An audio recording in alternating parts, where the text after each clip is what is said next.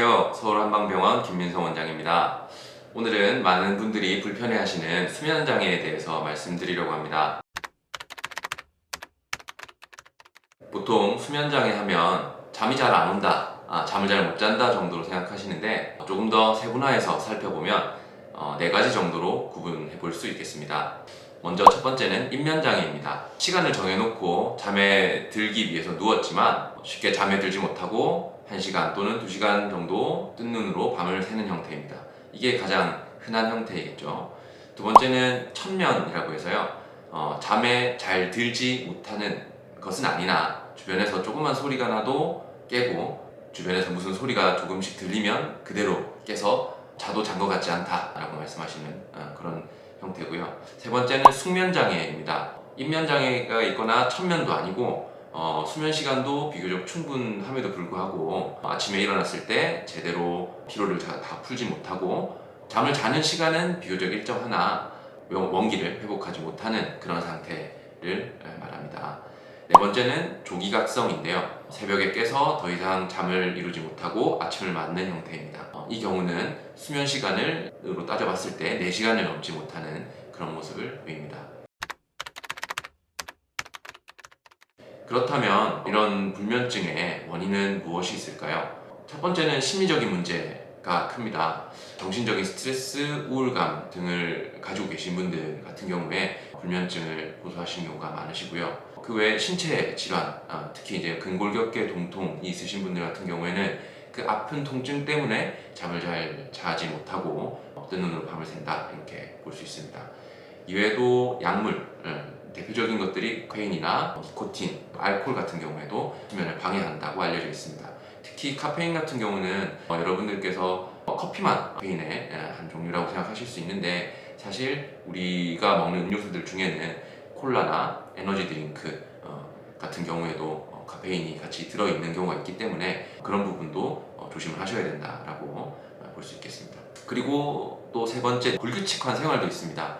예를 들어 주야교대, 저희 이제 환자분들 중에도 가끔 계시는데 주야교대 근무를 하시는 분들이 있습니다. 이런 분들 같은 경우는 밤낮을 바꾸는 생활이 주 단위로, 한 주 단위로 바뀌기 때문에 수면 패턴을 가져가시는 데 어려움을 겪는 경우가 있으십니다. 아니면 해외여행을 다녀오신 후에 시차 적응을 잘 못하시면서 생기는 그런 문제가 있으신 경우도 있고, 이외에도 자율신경계 실조 증상이라고 해서 우리 몸의 교감신경과 부교감신경계의 균형이 깨져서 제대로 된 수면 패턴을 가지지 못하는 그런 경우도 있습니다. 스마트폰 같은 경우도 불규칙한 생활 패턴 중에 하나라고 봐야 되는데요.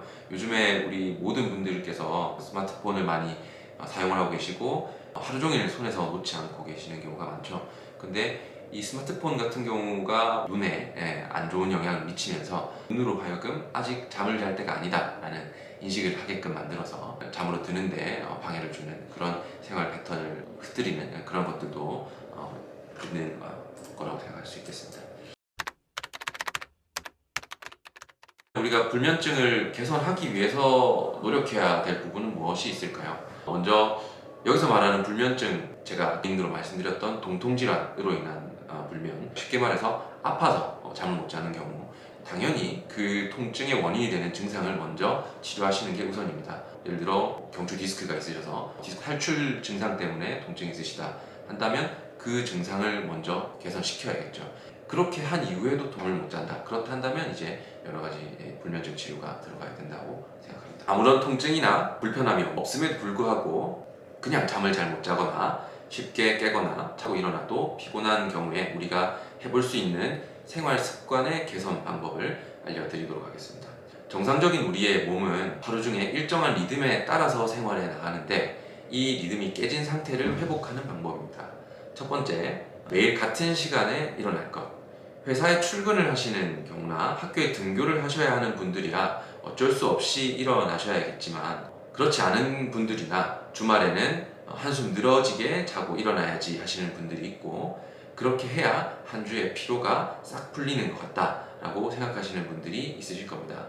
물론 당장 그렇게 늦잠을 자고 나면 개운한 느낌이 드는 것 같지만 그렇게 늦게 일어난 날 밤에 다시 잠을 잘 때에는 오히려 잠을 더 자기 어렵게 되고 결과적으로 더 피곤한 월요일을 갖는 그런 경우가 많습니다. 기억하십시오.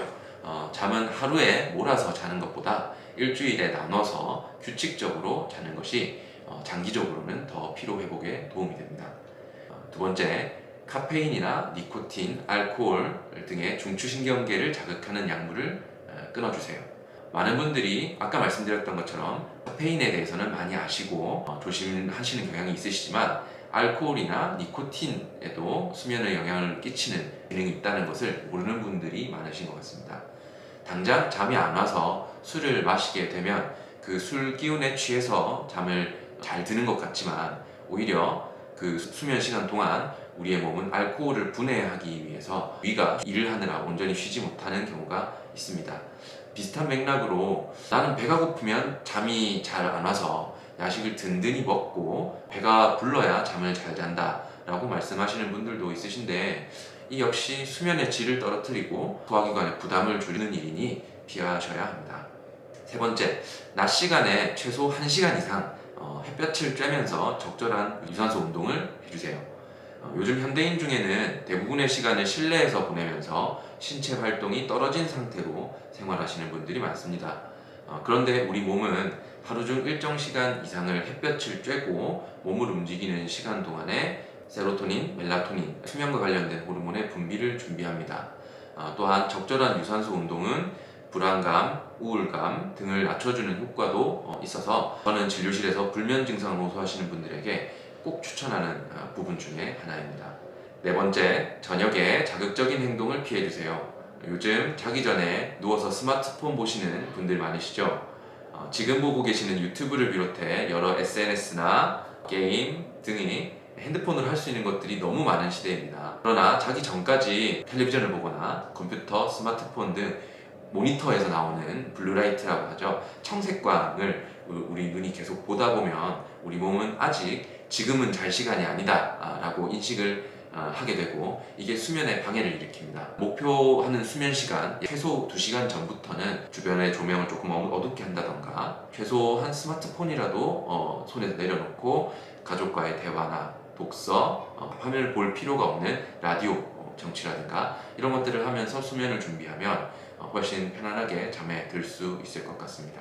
저희 서울한방병원에서는 자율신경기능검사 및 적외선 체온열 검사 등의 장비를 이용해 불면증 환자의 현재 상태를 파악하고 이를 바탕으로 환자분들의 수면을 개선시키는 한약과 침구치료 및 상담치료를 시행합니다. 한의학적으로 불면은 양유여, 부족 상태를 말합니다. 부족해진 음을 보충해주고 너무 과하게 예민해진 양을 안정시켜 수면에 이르도록 치료합니다. 위에 설명드린 노력과 함께 깨끗하고 안전한 한약, 한방치료를 함께 하시면 불면증 개선에 큰 도움이 될 것으로 생각합니다. 지금까지 불면증과 관련해서 간단하게 설명드리는 시간 가져봤습니다. 우리 인생의 30% 이상을 차지하는 수면 시간은 절대 의미가 없는 시간이라고 생각하지 않습니다. 이 시간 동안 우리 몸은 회복을 통해 다음 날을 활기차게 보낼 수 있는 동력을 만들어가는 시간이니 오늘 말씀드린 부분들 잘 지키시면서 꿀잠 주무시고 만약 혼자만의 노력으로 부족하다고 느끼신다면 언제든 저희 병원으로 문의 주셨을 때 저희가 도움 드릴 수 있을 것 같습니다. 긴 시간 시청해 주셔서 감사합니다.